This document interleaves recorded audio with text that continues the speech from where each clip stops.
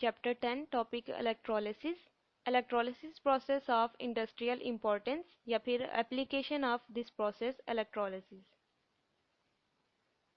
Electrolysis ऐसे process को कहा जाता है जिसमें इलेक्ट्रिक करंट के ज़रिए से, इलेक्ट्रिसिटी के ज़रिए से केमिकल रिएक्शन करवाया जाता है। इस प्रोसेस के अंदर इलेक्ट्रिसिटी पास करवाई जाती है आयोनिक सब्सटेंस में से। आयोनिक सब्सटेंस होगा यहाँ पर इलेक्ट्रोलाइट। और इलेक्ट्रोलाइट आपने जैसे कि इंट्रोडक्शन में पढ़ा था कि ऐसे सब्सटेंस को कहा जाता है जो कि मोल्टन फॉर्म में या सोल्यूशन की फॉर्म में इलेक्ट्रिसिटी को कंडक्ट करते हैं। और इलेक्ट्रिसिटी की वजह से फिर यहाँ पर कोई ना कोई केमिकल रिएक्शन होता है इलेक्ट्रोड्स के ऊपर, और इस तरीके से उस आयोनिक सब्सटेंस की डिकम्पोजिशन होती है। आयोनिक सब्सटेंस के जो कैटाइंस हैं वो मूव करते हैं टुवर्ड्स कैथोड यानी नेगेटिव इलेक्ट्रोड की तरफ, जहाँ पर जाके उनकी रिडक्शन होती है। और एनाइंस मूव करते हैं उनमें से एनोड की तरफ, पॉजिटिव इलेक्ट्रोड की तरफ, जहाँ पर उनकी ऑक्सीडेशन होती है। सो ओवरऑल इस सारे प्रोसेस को कहा जाता है इलेक्ट्रोलिसिस, यानी इलेक्ट्रिसिटी की मौजूदगी में ब्रेक डाउन होना। सो आयोनिक सब्सटेंस की जो डीकम्पोजिशन हो रही है उसको हम कह रहे हैं, और इलेक्ट्रिसिटी की वजह से हो रही है, इसलिए इस सारे प्रोसेस को कहा जाता है इलेक्ट्रोलिसिस। इस प्रोसेस की इंडस्ट्रियल लेवल पे काफ़ी ज़्यादा इंपॉर्टेंस है। तो कुछ एप्लीकेशंस हम देखेंगे कि क्या क्या एप्लीकेशंस हैं इस प्रोसेस की। पहली एप्लीकेशन है extraction of sodium by electrolysis of molten sodium chloride. So sodium as it is नहीं पाई जाती, इंडिपेंडेंट एग्जिस्टेंस नहीं है इसकी। सो सोडियम जो है वो किसी न किसी मिनरल की फॉर्म में पाई जाती है, और उस मिनरल से उसको हम अलग करते हैं। सोडियम पहले ग्रुप की मेंबर है, अल्कली मेटल है ये। तो इसको इसके मिनरल में से अलग किया जाता है, यानी कि एक्सट्रैक्ट किया जाता है। और अगर तो हम इलेक्ट्रोलिसिस के प्रोसेस से करें तो फिर उसको हम बोलेंगे extraction of sodium by electrolysis of molten sodium chloride. इसके लिए जो सेल यूज किया जाता है उसको कहते हैं डॉन्स सेल। उसकी कंस्ट्रक्शन देख लेते हैं किस तरीके से है। तो ग्रेफाइट एनोड यूज किया जाता है, सेंटर में होता है उसके ग्रेफाइट एनोड, और उसके साइड पे होता है आयरन कैथोड। सेट किए गए होते हैं दो। ऊपर ये जो स्पेस नजर आ रही है ये होता है इनलेट फॉर सोडियम क्लोराइड। यहाँ से जो हमारी रिएक्टेंट है यानी सोडियम क्लोराइड जो है उसको हम अंदर एंटर करवाते हैं। फॉर एग्जांपल ये सोडियम क्लोराइड है, फ्यूज्ड फॉर्म में हम ले रहे हैं इसको, यानी मोल्टन स्टेट में। और इलेक्ट्रोड्स जो हैं ये दोनों एनोड और कैथोड, इनको कनेक्ट किया गया होता है एक वोल्टेज सोर्स के साथ, जिसकी मदद से हम इलेक्ट्रिसिटी प्रोवाइड करते हैं। और कैथोड और एनोड दोनों पे कोई ना कोई प्रोडक्ट्स बन रही होती हैं।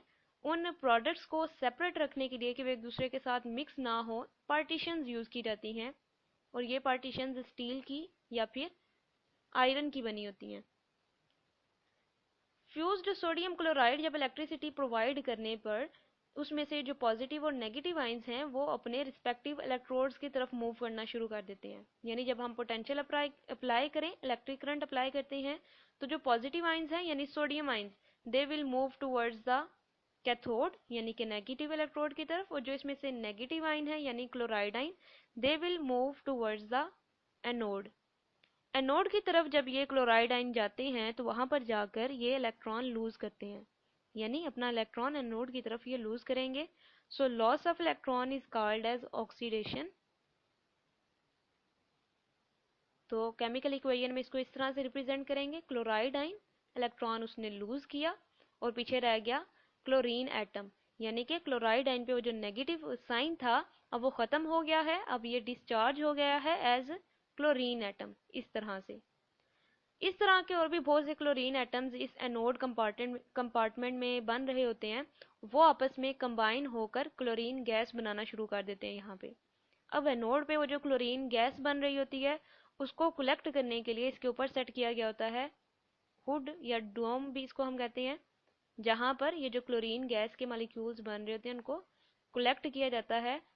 और ये जो हुड है क्लोरीन गैस को कलेक्ट करने के लिए, इसको बाहर किसी वेसल या कंटेनर के साथ कनेक्ट कर दिया जाता है ताकि जितनी भी क्लोरीन गैस है उसको किसी चीज़ में कलेक्ट कर लिया जाए। और ये एक काफ़ी यूजफुल बाय प्रोडक्ट है इस रिएक्शन की। क्लोराइड आइंस ने वो जो इलेक्ट्रॉन लूज किया है एनोड की तरफ जाकर, तो वो यहाँ से होता हुआ एक्सटर्नल सर्किट से इस तरह से मूव करता हुआ जाता है कैथोड की तरफ, जहाँ पर सोडियम आइंस पहले से मौजूद हैं। वो सोडियम आइंस इन इलेक्ट्रॉन्स को गेन करते हैं। सो गेन ऑफ इलेक्ट्रॉन, जैसे कि इंट्रोडक्शन वाले हमने लेक्चर में पढ़ा था, it is called as reduction. तो रिडक्शन होती है इस कंपार्टमेंट में जहाँ पर सोडियम आइंस ने इलेक्ट्रॉन्स को गेन किया। वो इलेक्ट्रॉन्स जो एनोड से होते हुए एक्सटर्नल सर्किट से पास करते हुए कैथोड की तरफ पहुंचते हैं और वहां पर सोडियम आइंस इनको गेन करते हैं और सोडियम आइंस अब डिस्चार्ज हो जाते हैं। उनके पास वो जो इलेक्ट्रॉन की कमी थी वो पूरी हो जाती है। सो अब वो डिस्चार्ज हो गए हैं एज सोडियम मेटल। सो वो जो सोडियम मेटल है वो इस कंपार्टमेंट में यानी कैथोड पे बन रही होती है। उसको कलेक्ट करने के लिए ऊपर पाइप लगाए गए होते हैं स्टील के बने हुए और उनको बाहर कनेक्ट किया होता है किसी ट्यूब के साथ या किसी कंटेनर के साथ जहाँ पर सोडियम मेटल को कलेक्ट किया जाता है। तो वो सोडियम मेटल जो यहाँ पर बनती है कैथोड में वो यहाँ से मूव करती हुई ऊपर की तरफ फ्लो करती हुई जाती है इस ट्यूब के अंदर और वो होती है मोल्टन फॉर्म में। क्योंकि रिएक्शन का टेम्परेचर काफ़ी ज़्यादा है, सोडियम क्लोराइड हम मोल्टन फॉर्म में ले रहे हैं और सोडियम क्लोराइड का टेम्परेचर, मेल्टिंग टेम्परेचर काफ़ी हाई होता है, 800 तक होता है। तो इसलिए जो सोडियम यहाँ पर बन रही होती है मेटल वो भी मोल्टन फॉर्म में होती है।